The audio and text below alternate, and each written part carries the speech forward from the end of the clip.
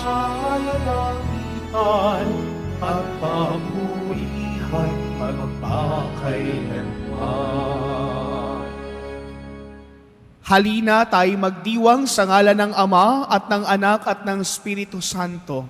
Amen. Ang pagpapala ng ating Panginoong Hesukristo, ang pag-ibig ng Diyos Ama at ang pakikipagkaisa ng Espiritu Santo naway sumainyong lahat. At sumaiyo rin. Mga kapatid, aminin natin ang ating mga kasalanan upang tayo maging marapat na gumanap sa banal na pagdiriwang. Tayo pong lahat, inaamin ko Sa makapangyarihang Diyos at sa inyong mga kapatid, na lubha akong nagkasala sa isip, sa salita, sa gawa, at sa aking pagkukulang. Kaya isinasamo ko sa mahal na Birheng Maria, sa lahat ng mga anghel at mga banal, at sa inyong mga kapatid, na ako'y panalangin sa Panginoong ating Diyos. Kaawaan nawa tayo ng makapangyarihang Diyos. Patawarin tayo sa ating mga nagawang kasalanan at patnubayan tayo tungo sa buhay na walang hanggan. Amen. Panginoon, kaawaan mo kami. Panginoon, kaawaan mo kami. Kristo, kaawaan mo kami. Kristo, kaawaan mo kami. Panginoon, kaawaan mo kami. Panginoon, kaawaan mo kami. Manalangin tayo. Ama naming makapangyarihan, ang pananampalataya, pag-asa at pag-ibig namin ay iyong dagdagan at gawin mong mahalin namin ang iyong mga kautusan upang sa pangako mo kami maging dapat makinabang sa pamamagitan ni Hesukristo kasama ng Espiritu Santo magpasawalang hanggan. Amen. Magsiupo muna po ang lahat.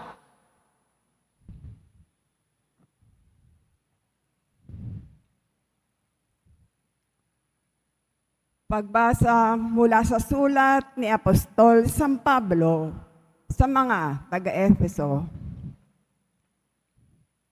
Mga anak, sundin ninyo ang inyong magulang alang-alang sa Panginoon, sapagkat ito ang nararapat. Igalang mo ang iyong ama at ina. Ito ang unang utos na may kalakip na pangako. Ganito ang pangako. Ikaw ay giginhawa at lalawig ang iyong buhay rito sa lupa. Mga magulang, huwag ninyong ibuyo sa paghihimagsik laban sa inyo ang inyong anak dahil sa malabis ninyong kahigpitan. Sa halip, palakihin sila sa tuntunin at aral ng Panginoon. Mga alipin, sundin ninyo ang inyong mga Panginoon dito sa lupa ng buong galang, takot at katapatan, na parang si Kristo ang inyong pinaglilingkuran.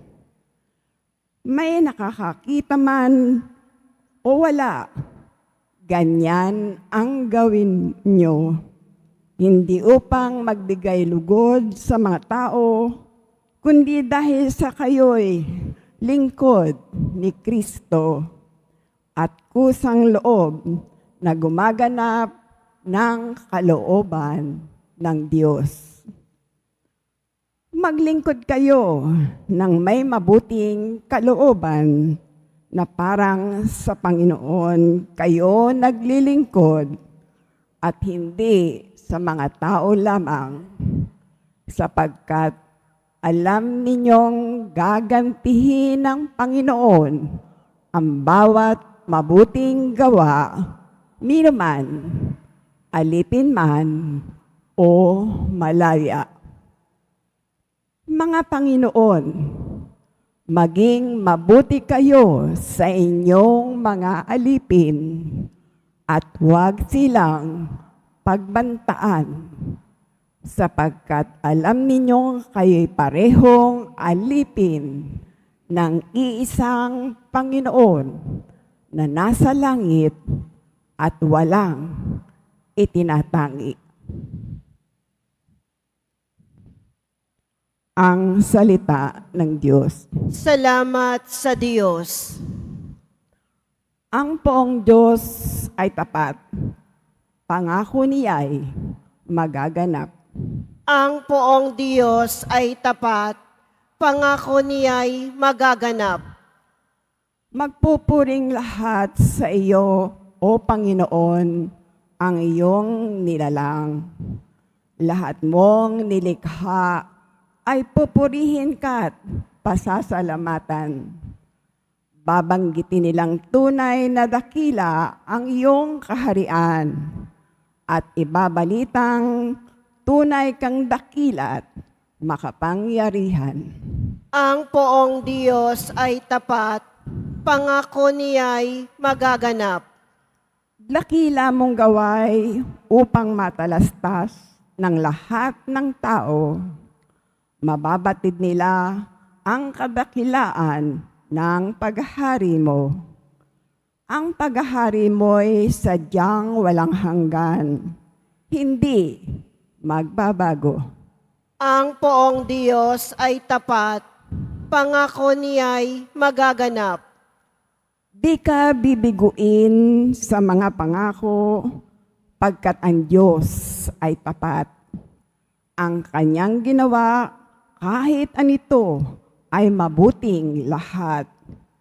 Siya'y tumutulong sa lahat ng tao na may suliranin.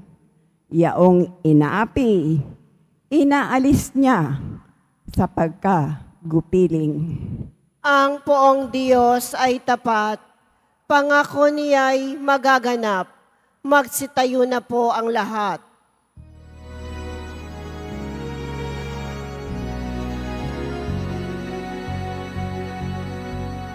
Hallelujah, Hallelujah,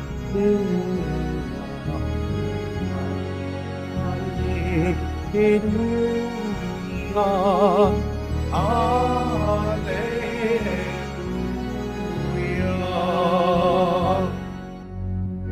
Tayo'y tinawag, Diyos. Halos sa Kristo Jesus.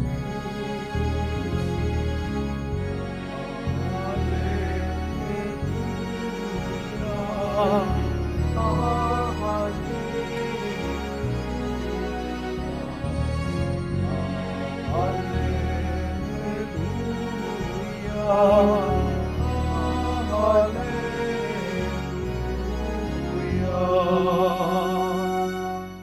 Sumainyo ang Panginoon.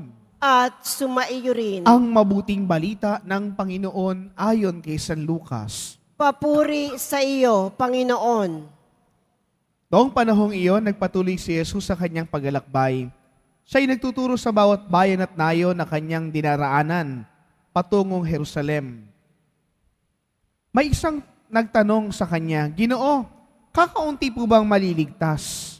Sinabi niya, pagsikapan niyong pumasok sa makipot na pintuan.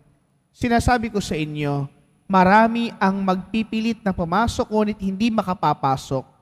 Kapag ang pinto'y sinara ng puno ng sambayanan, magtitiis kayong nakatayo sa labas at kakatok ng kakatok. Sasabihin niyo, Panginoon, papasukin po ninyo kami. Sasagutin niya kayo, hindi ko alam kung taga saan kayo. At sasabihin ninyo, kumain po kami't uminom kasalo ninyo. Nagturo pa kayo sa mga langsangan namin. Sasabihin naman ng mga ng Panginoon, hindi ko alam kung taga saan kayo.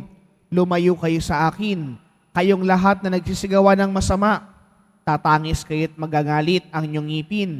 Kapag nakita niyong nasa kaharian ng Diyos sina Abraham, Isaac at Jacob, at ang lahat ng mga propeta, at kayo na may ipagtataboyan sa labas, at darating ang mga tao buhat sa silangan at kanluran, sa hilaga at timog, at dudulog sa hapag ng kaharian ng Diyos.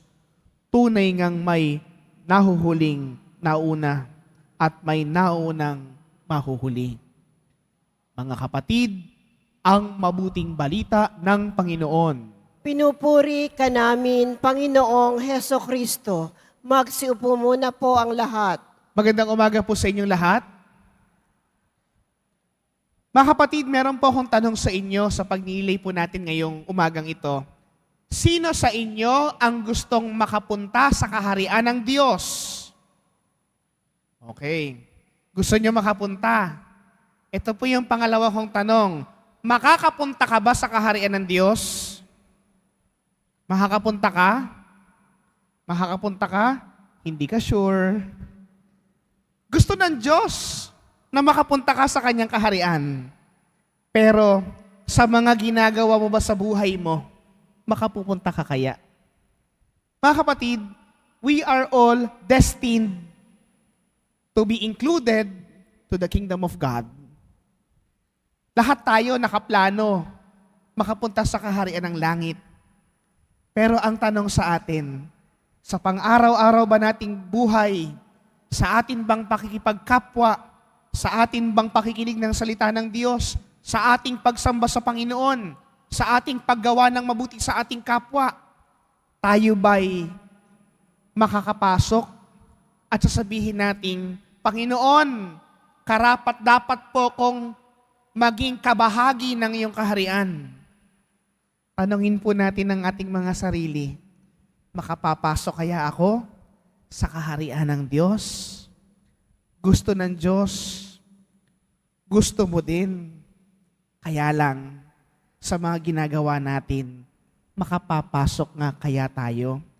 Mga kapatid, sa mabuting balitang napakinggan po natin, ito po ang lagom ng mga napag-usapan at napag-ginalay ng Panginoon mula po nung Lunes hanggang ngayon. Pinakita ni Jesus kung ano ang kaharian ng Diyos. Tinuro ni Jesus ang kaharian ng Diyos.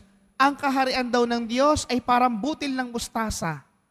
Pero ngayon, maraming mga taong nagnanais, Panginoon, Panginoon, papasukin niyo po kami. Pero dahil sa mga kasalanan ginagawa nila, dahil sa pagpipiring ng kanilang mga mata, dahil sa mga maling ginagawa nila, ano sasabihin ng Panginoon? Kahit daw po magsisigaw pa tayo ng Panginoon, Panginoon, ang sasabihin sa atin, sino kayo? Hindi ko kayo kilala. Mga kapatid, sa atin pong pang-araw-araw na buhay, hinahayaan tayo ng Diyos na gumawa ng mabuti. Hinahayaan din tayo ng Diyos na magbago. Kaya lang, ang tanong po sa atin, totoo po kaya ang ating pagtugon sa panawagan ng Panginoon para tayo ay maging kabilang sa kanyang kaharian? Totoo kaya tayo? Ito po kasi yung unang punto natin eh. We need to be true in order for us to achieve the kingdom of God. Hindi po natin pa pwedeng pasinungalingan ng lahat. Hindi pwede natin i-deny ang isang obvious na bagay. Ang daming mga tao sa mundo ngayon, sinungaling. Ang dami sa mundo po ngayon, ito na yung katotohanan, ayaw pang paniwalaan.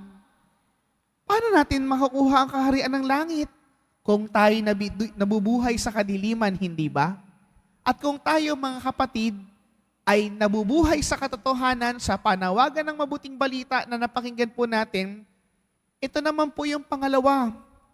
To achieve the kingdom of God, there must be conversion. Pagbabago. Namamananga-tanga tayo sa Nazareno. Punta tayo ng punta dito. Hindi ka naman nangungumpisal. Punta ka ng punta dito, parang washing machine tong simbahan na ito. Panghugas ng iyong pagkakasala. Pag uwi natin sa ating tahanan, walang iya pa rin tayo. Gusto pala nating mapabilang sa kaharian ng langit eh. Bakit ayaw mo magbago? Kung talagang nais nating mapabilang sa kaharian ng Diyos, kailangan natin ng katotohanan sa ating pagsabuhay ng mabuting balita at pagbabago ng ating puso. We cannot achieve the kingdom of God if there is no conversion. Conversion and repentance, my dear brothers and sisters, will always be our gateway to the kingdom of heaven. Kaya po mga kapatid, tatanungin kita, kailan ka nagsisi ng iyong kasalanan? Kailan ka nagbago? Kailan ka nagpakabuti? Para masabi mong, ikaw ay tunay na namamanata, na deboto, tunay na makatatanggap ng biyaya ng kaharian ng Diyos. Mga kapatid, ito po ang mga salita ng Diyos na dapat nating pagnilayan. Ito po ang salita ng Diyos na dapat nating baunin upang tayo makatugon sa panawagan ng Diyos at maging kabahagi tayo ng Kanyang kaharian. Amen.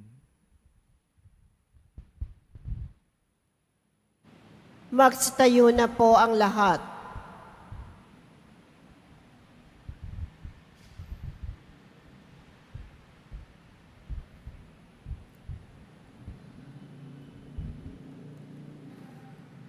Minamahal ko mga kapatid, hindi tayo makakasalo sa hapag ng Panginoon kung aasa lamang tayo sa sarili nating gawain. Tumulugon tayo ng may pananalig sa Kanyang paanyaya sa lahat ng tao na pumasok sa Kanyang paghahari. Mayroong kababaang loob, manalangin tayo. Sa bawat panalangin nating tutugon, panatilihin mo kaming mababa ang kalooban sa iyong paningin, O Panginoon. Panatilihin mo kaming mababa ang kalooban sa iyong paningin, O Panginoon. Ang mga miyembro ng banal na simbahan ng Diyos naway makisalo sa masayang hapag ng kaharian. Manalangin tayo. Panatilihin mo kaming mababa ang kalooban sa iyong paningin, O Panginoon. Ang mga gobyerno ng mga bansa naway igalang ang kalayaang pangrelihiyon at hayaan ang mga taong makinig at tumugon sa paanyaya ni Kristo. Manalangin tayo. Panatilihin mo kaming mababa ang kalooban sa iyong paningin, O Panginoon. Tayo naway maging seryoso sa ating mga Kristiyanong tungkulin at magsumikap na walang kapaguran na pumasok sa makipot na pintuan na mag-aakay sa atin sa buhay na walang hanggan. Manalangin tayo. Panatilihin mo kaming mababa ang kalooban sa iyong paningin, O Panginoon. Ang mga nagdurusa sa isip at katawan, naway matanggap ang kanilang krus ng may pagtitiis. Manalangin tayo.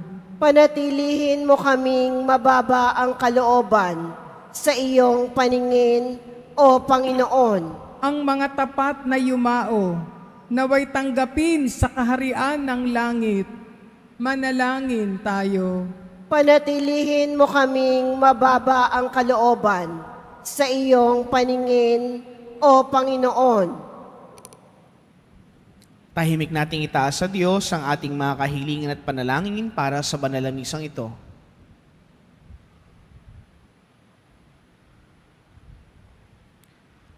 Panginoon at Ama ng lahat ng bansa, itinataas namin ang mga panalangin ito ng may pananalig na naghahangad na tumugon sa paanyaya ng iyong anak, aming tanging tagapagligtas na nabubuhay at naghahari, magpasawalang hanggan. Amen. Magsiupo muna po ang lahat.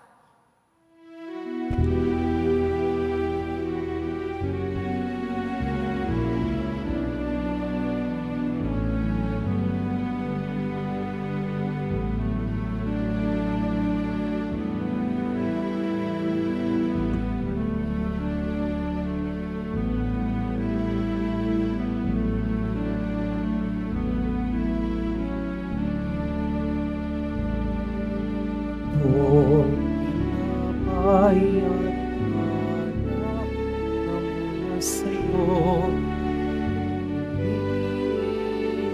inihahalin sa kabulihan mo.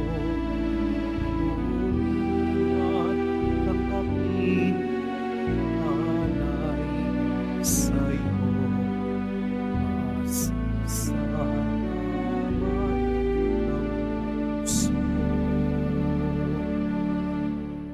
Magsitayo na po ang lahat. Manalangin kayo mga kapatid upang itong paghahain natin ay kalugdan ng Diyos amang makapangyarihan. Tanggapin nawa ng Panginoon itong paghahain sa iyong mga kamay, sa kapurihan niya at karangalan, sa ating kapakinabangan, at sa buong sambayanan niyang banal. Ama naming lumikha, tunghayan mo ang mga alay na aming inihahain sa iyong kadakilaan, upang ang paglingkod na aming ginagampanan ay humantong sa iyong lalong dararangal. Sa pamamagitan ni Jesucristo, kasama ng Espiritu Santo, magpasawalang hanggan. Amen. Sumainyo ang Panginoon. At sumaiyo rin. Itaas sa Diyos ang inyong puso at diwa. Itinaas na namin sa Panginoon. Pasalamatan natin ang Panginoong ating Diyos. Marapat na siya ay pasalamatan. Ama naming makapangyarihan, tunay ngang marapat na ikay aming pasalamatan. Pinagbibigyan mong ito'y aming maihayag, kahit na ito'y walang anumang maidaragdag, sa kadakilaang sayo ay likas. Sa pagpupuri namin ang nakikinabang, ay kami rin iyong pinakikiharapan, sa pamamagitan ng iyong anak na minamahal. Kaya kaisa ng mga anghel na nagsisiawit ng papuri sa iyo nang walang humpay sa kalangitan, kami nagbubunyi sa iyong kadakilaan. Santo, Santo, Santo, Panginoong Diyos ng mga hukbo, napupuno ang langit at lupa ng kadakilaan mo. O sana sa kaitaasan, pinagpala ang naparirito sa ngalan ng Panginoon. O sana sa kaitaasan, magsilud po ang lahat. Ama naming banal, ikaw ang bukal ng tanang kabanalan, kaya sa pamagitan ng iyong Espiritu, gawin mong banal ang mga kaloob na ito, upang para sa amin maging katawan at dugo ng aming Panginoong Hesukristo. Bago niya pinagtiis ang kusang loob na maging handog, hinawakan niya ang tinapay, pinasalamatan kanya, pinaghati-hati niya iyon, iniabot sa kanyang mga alagad at sinabi, "Tanggapin ninyong lahat ito at kanin, ito ang aking katawan na ihahandog para sa inyo."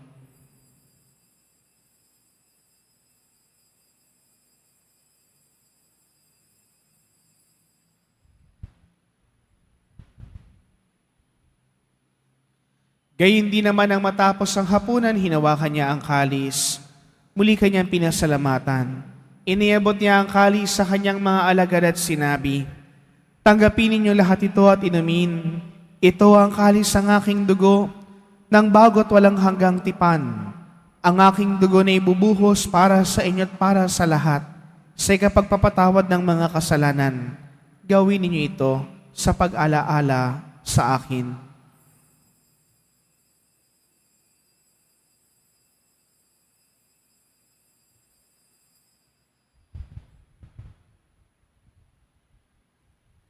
Magsitayo na po ang lahat. Ipagbunyi natin ang misteryo ng ating pananampalataya. Si Kristo'y namatay, si Kristo'y nabuhay, si Kristo'y babalik sa wakas ng panahon. Ama, ginagawa namin ngayon ang pag-alaala sa pagkamatay at muling pagkabuhay ng iyong anak. Kaya't inialay namin sa iyo ang tinapay na nagbibigay buhay at ang kalis na nagkakaloob ng kaligtasan. Kami nagpapasalamat dahil kami iyong minarapat na tumayo sa harap mo para maglingkod sa iyo. Isinasamo namin na kami magsasalo-salo sa katawan at dugo ni Kristo ay mabuklos sa pagkakaisa sa pamamagitan ng Espiritu Santo. Ama, lingapin mo ang iyong simbahang laganap sa buong daigdig. Puspusin mo kami sa pag-ibig, kaisa ni Francisco na aming Papa, at ni Jose na aming Arsobispo at ng Tanang Kaparian. Alalahanin mo rin ang mga kapatid naming nahimlay, nang may pag-asang sila'y muling mabubuhay, gayon din ang lahat ng mga pumanaw. Kaawaan mo sila at patuloyin sa iyong kaliwanagan. Kaawaan mo at pagindapatin kaming lahat na makasalo sa iyong buhay na walang wakas. Kaisa ng mahal na Birheng Maria na Ina ng Diyos, ng kabiyak ng puso niyang si San Jose, kaisa ng mga apostol at ang lahat ng mga banal, si San Juan Bautista na ating patron na namuhay dito sa daigdig ng kalugod-lugod sa iyo, maipagdiwang nawa namin ang pagpupuri sa ikararangal mo sa pamamagitan ng iyong anak na aming Panginoong Hesu Kristo. Sa pamamagitan ni Kristo, kasama niya at sa Kanya, ang lahat ng parangal at papuri sa iyo, Diyos Amang makapangyarihan, kasama ng Espiritu Santo, magpasawalang hanggan. Amen. Sa tagubili ng mga nakahagaling na utos at turo ni Jesus, Panginoon natin at Diyos, ipahayag natin ang lakas loob. Ama namin, sumasalangit ka, sambahin ang ngalan mo, mapasa amin ang kaharian mo, sundin ang loob mo dito sa lupa para nang sa langit. Bigyan mo kami ngayon ng aming kakanin sa araw-araw at patawarin mo kami sa aming mga sala para nang pagpapatawad namin sa nagkakasala sa amin at huwag mo kaming ipahintulot sa tukso at iadya mo kami sa lahat ng masama. Hinihiling namin kami iadya sa lahat ng masama, pagkalooban ng kapayapaan na araw-araw, iligtas sa kasalanan, at ilayo sa lahat ng kapahamakan. Samantalang aming pinananabikhan ang dakilang araw ng pagpapahayag ng tagapagligtas naming si Hesu Kristo. Sapagkat iyo ang kaharian at ang kapangyarihan at ang kapurihan magpakailanman. Amen. Panginoong Hesu Kristo, sinabi mo sa iyong mga apostol, kapayapaan ang iniiwan ko sa inyo, ang aking kapayapaan na binibigay ko sa inyo. Tunghayan mo ang aming pananampalataya at huwag ang aming pagkakasala.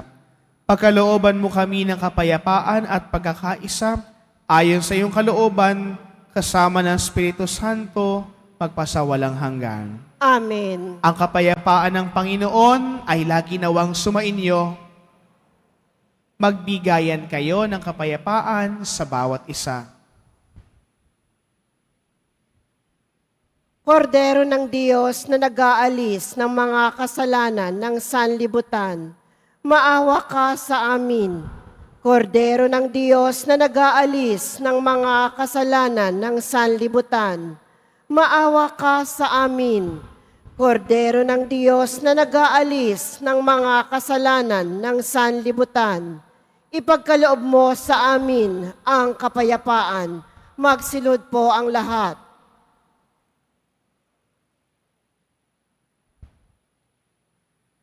Ito ang kordero ng Diyos. Ito ang nag-aalis ng mga kasalanan ng sanlibutan. Mapalad ang mga inaanyayahan sa kanyang piging. Panginoon, hindi ako karapat-dapat na magpatuloy sa iyo, ngunit sa isang salita mo lamang ay gagaling na ako. Pagsanggalang nawa tayo ng katawan at dugo ni Kristo hanggang sa buhay na walang hanggan.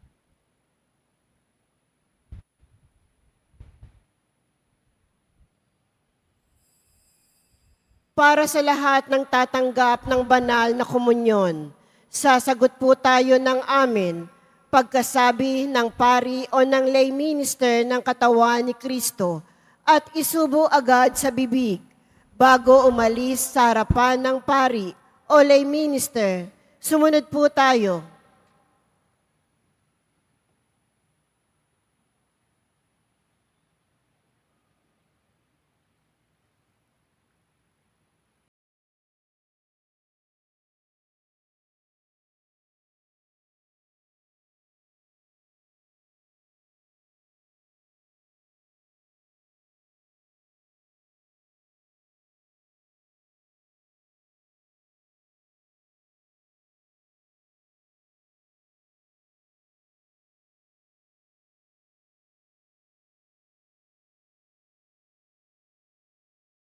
Magsitayo na po ang lahat.